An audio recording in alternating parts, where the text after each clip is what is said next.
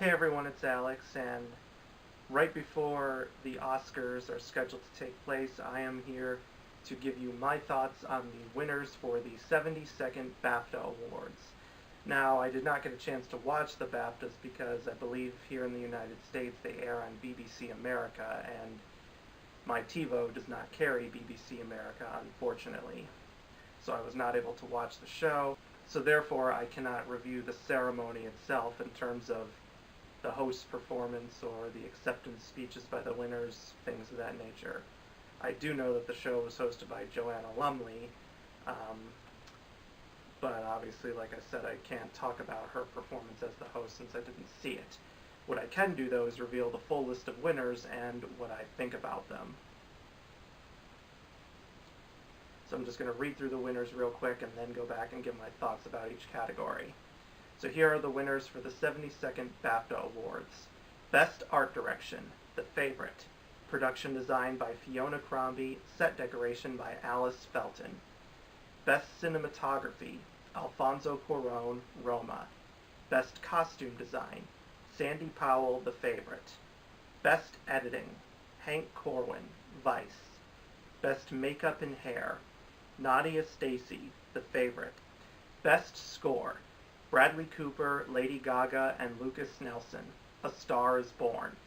Best Sound, John Casale, Tim Cavagen, Nina Hartstone, Paul Massey, and John Warhurst, Bohemian Rhapsody. Best Visual Effects, Jeffrey Bowman, Jesse James Chisholm, Craig Hammack, and Dan Sudik, Black Panther. Best Animated Short Film, Rough House, Jonathan Hodgson, and Richard Vandenboom. Best Live Action Short Film, 73 Cows, Alex Lockwood. Best Documentary Film, Free Solo, Elizabeth Chai Vasarhelyi and Jimmy Chin. Best Foreign Language Film, Roma from Mexico, directed by Alfonso Cuarón. Best Animated Film, Spider-Man Into the Spider-Verse, Bob Persichetti, Peter Ramsey, Rodney Rothman, and Phil Lord. Outstanding British Film, The Favorite. Outstanding debut by a British writer, director, or producer, Beast, Michael Pearce and Lauren Dark.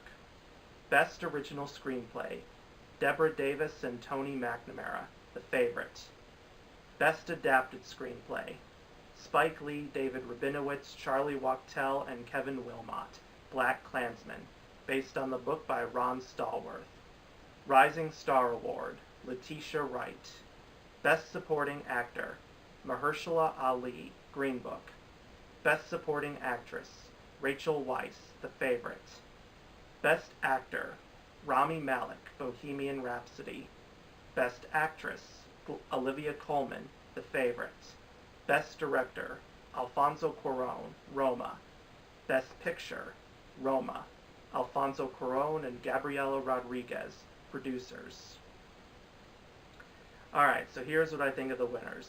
Best Art Direction, I love the win for The Favorite. The production design in that film is absolutely gorgeous, with the lavish recreation of an 18th century palace. Best Cinematography, Roma is a very well-deserving winner. The black and white cinematography is absolutely gorgeous, and the high-definition cameras that were used just captured the look of 1970s Mexico City beautifully. Best Costume Design, another well-deserved win for The Favorite. Those costumes are absolutely gorgeous and beautiful. Best Editing.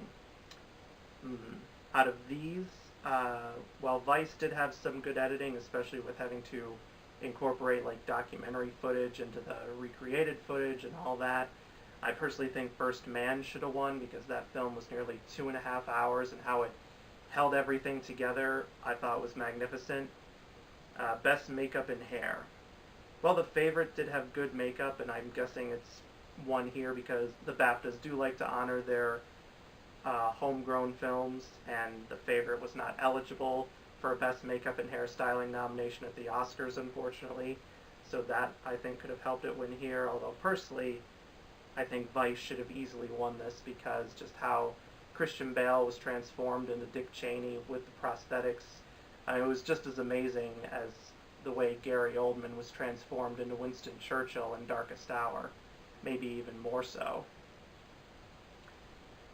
Best Score. Of course, this is an interesting case because the BAFTAs do not have a Best Song category.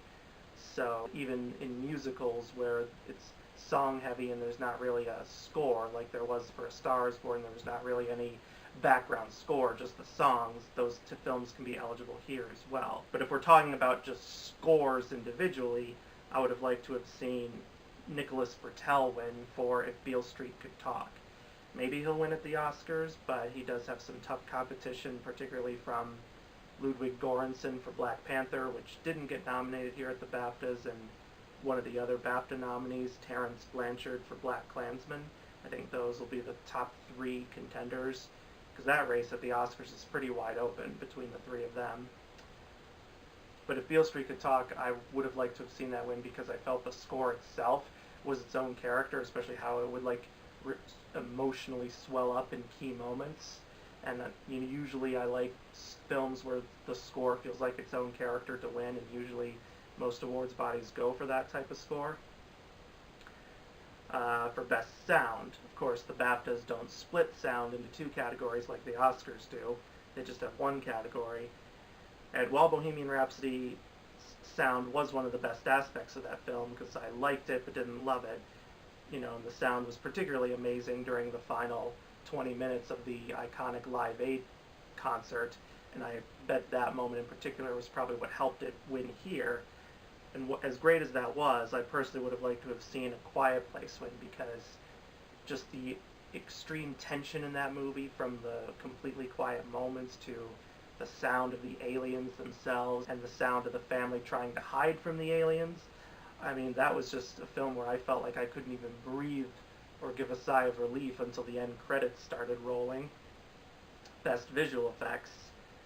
This was, of course, at the BAFTAs, was the only category in which Black Panther was nominated in, which surprised a lot of people, because many people thought it would get a lot more nominations, and it did get 7 nominations at the Oscars. Ironically, at the Oscars it got snubbed for visual effects.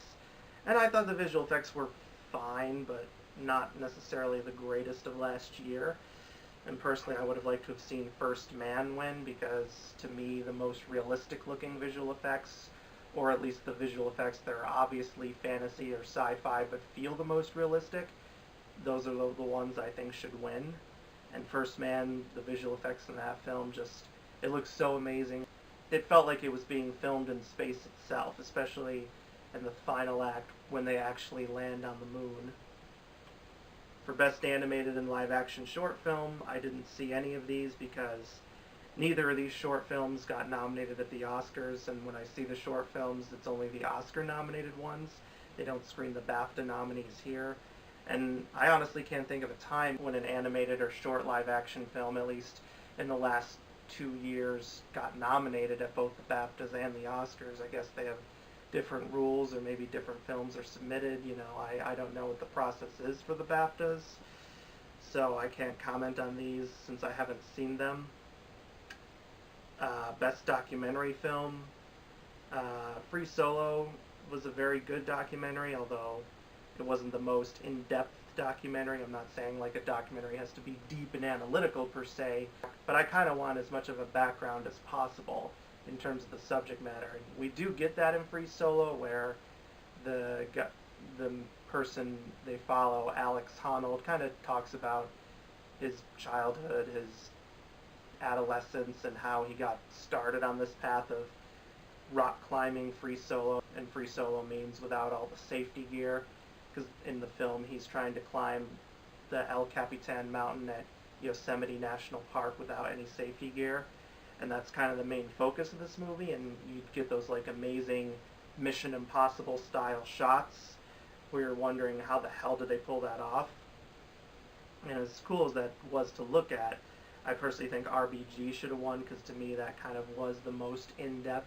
It was a standard bio documentary in terms of exploring Ruth Bader Ginsburg's entire life up to this point, but it was done very well with interviews of her family, her colleagues, and pretty much anyone who's known her throughout her life. Very well done, and it was in my top 15 best films of last year. Best Foreign Language Film, Roma easily deserved to win this. A lot of these other films were either okay or quite good, but nothing beat Roma for me. For Best Animated Film, Spider-Man Into the Spider-Verse was really good, although not perfect like a lot of people think it is. I had a few flaws with it. I'm not going to say what those are just because that would involve giving away some spoilers, and I don't want to ruin it for those of you who haven't seen it yet. But I personally thought Incredibles 2 should have won because, while I do think the first one is a little bit better, I still think this is pretty on par, and I think out of all the animated films I saw last year, it was easily the best one. For Outstanding British Film,